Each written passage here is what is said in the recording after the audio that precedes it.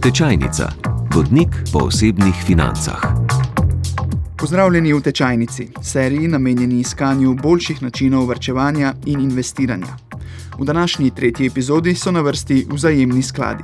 Gre za to, da nam ljudje zaupajo svoja sredstva, ta sredstva pa mi razpršimo na desetine različnih naložb, bodisi delnice, bodisi obveznice ali pa zakladne menice z namenom seveda doseči lepe donose, se zaščititi pred inflacijo in kar se da dobro oplemenitati premoženje. Ana Vujasinović iz družbe za upravljanje Triglav Investments pravi, da so vzajemni skladi ena najbolj enostavnih in razširjenih oblik plemenitenja premoženja. Njihova prednost je predvsem tam, da od posameznika takšna oblika investiranja ne zahteva globokega poznavanja delniških trgov in nenehnega spremljanja cen na borzah. V ozadju imamo celo četico ljudi, upravljavci skupaj z analitiki, ki vsak dan hodijo praktično v službo za to, da gledajo, kaj se s temi delnicami dogaja. Torej, imajo ustrezno znanje, ustrezno orodje, ustrezne kanale, kjer spremljajo rezultate. Prepustim se upravljanju in pod črto, saj jaz tudi sama osebno malce lažje spim, ker vem, da ne rabim vsakih nekaj minut gledati, kaj se na borzi dogaja. Strokovnjaki namesto nas opravijo raziskave o delniških trgih in nam dobro razpršijo portfelj. V našo košarico uvrstijo več kot 50 različnih delnic in obveznic in ravno zaradi dobre razpršenosti je naša naložba varna. Če bi sama želela na primer trgovati na borzi oziroma imeti trgovalni račun, kupiti in prodajati delnice, nekako bi rabila vsaj 30 oziroma več delnic, da bi to svoje tveganje znižala. Poleg tega znižujemo tveganje tako, da svoje sredstva razpršimo med različne regije, med različne panoge. Gre za podjetja, ki so močna v svetu, prepoznavne blagovne znamke, ki jih mi vsi koristimo na dnevni ravni vedoč ali pa ne vedoč. Ko vseh teh 50, 60, 70 ali več podjetij čez noč praktično ne bo, takrat najbrž tudi najo ne bo, Čeprav za našo košarico stojijo strokovnjaki, se lahko zgodi, da bo vrednost našega portfelja tu in tam tudi padla. Včasih mi stranka reče, imam pa izgubo. Izguba dejansko pomeni, ko jaz svoje investirana sredstva izplačam z negativnim donosom, torej z minusom, če čisto po domače poveva. Vkolikor jaz svoje sredstva vplačam in se zgodi nihaj na borzi, takih nihajev smo imeli v preteklosti, pa če pogledava sam zadnjih nekaj let, kar nekaj. Pa se je začel COVID, pa smo imeli vojno na Bližnjem vzhodu, vojna Rusija, Ukrajina.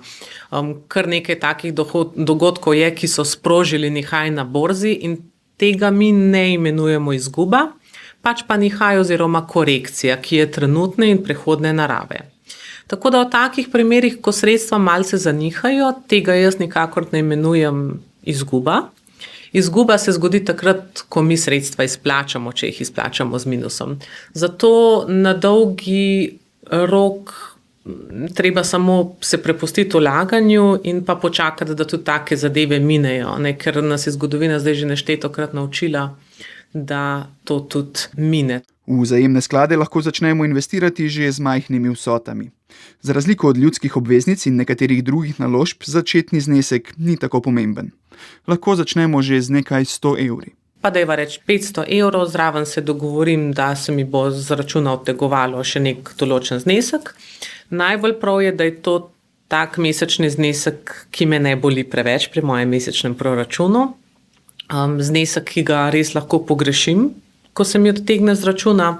Tako da, absolutno vzajemni skladi so izbira ravno za take vlagatelje, ker vkolikor bi pa nekdo sam se poigraval s 500 evri na borzi, je pa težko že razpršiti s takim zneskom svoje premoženje.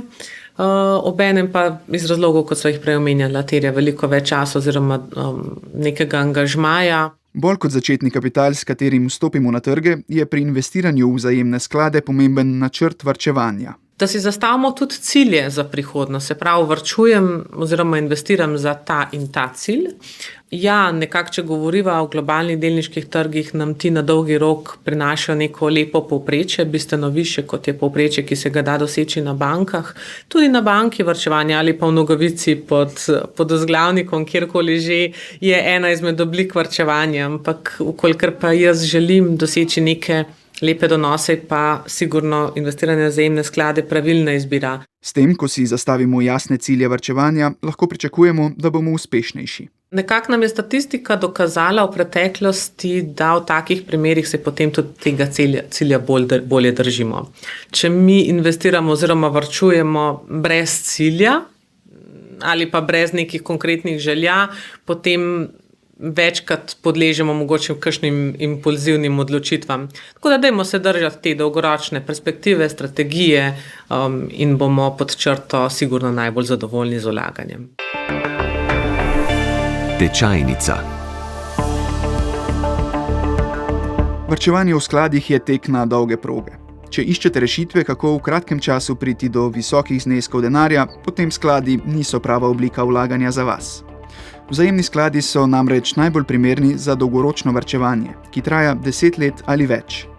Ker gre za obliko varčevanja, je priporočljivo, da določimo mesečni znesek, ki ga bomo namenili za investiranje v vzajemne sklade. Okolikor midva varčujeva, pa rečeva 18 dan v mesecu, 100 evrov na mesec, se mi odteguje z računa.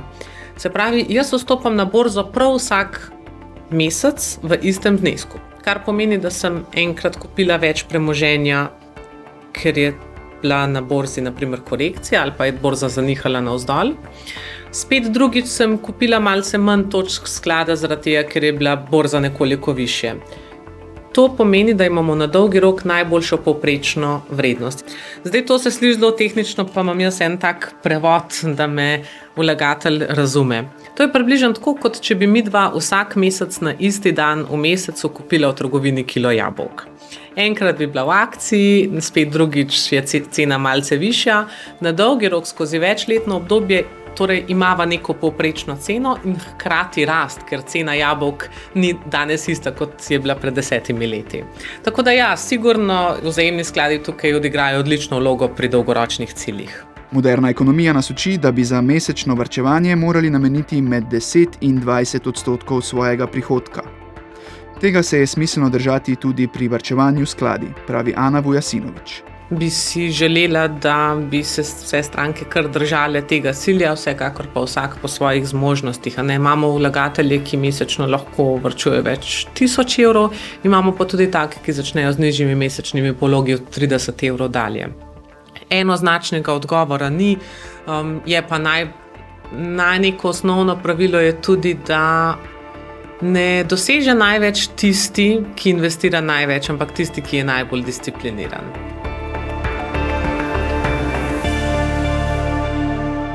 Tudi pri investicijah v vzajemne sklade, tako kot pri ostalih investicijah, lahko računamo na to, da se pojavijo stroški. Vlagatelj najprej plača vstopne stroške, ki so odvisni glede na znesek, s katerim vstopi na trg. Drugi strošek je upravljavska provizija. To vlagatelj plača zato, da se mu ni treba ukvarjati z razprševanjem portfelja in kupovanjem posameznih delnic. Seveda pa za cesarja tudi nekaj ostane, zato nas pri izplačilu, kadar imamo dobiček, doleti tudi davčni učinek. Sicer je pa lestvica taka, v prvih 5 letih se plača 25% davka na dobiček, od 5 do 10 let 20%, od 10 do 15 je 15% davka na dobiček, po 15 letih smo pa davka prosti. Plača se pa davek samo na tisti plus, na tisto razliko med sredstvi, ki smo jih investirali in sredstvi, ki smo jih izplačali, torej dobesedno naš tisti profit, na ta znesek se plača davek na dobiček. Tukaj se stranke včasih ustrašijo, da je treba kar na celoten znesek plačati, ampak temu ni tako. Vedno poudarim, da je davek na kapitalski dobiček edini davek, za katerega vam privoščim, da ga plačate čim več. Tako malo že za šalo, malo za res, ampak dejansko je tako, no.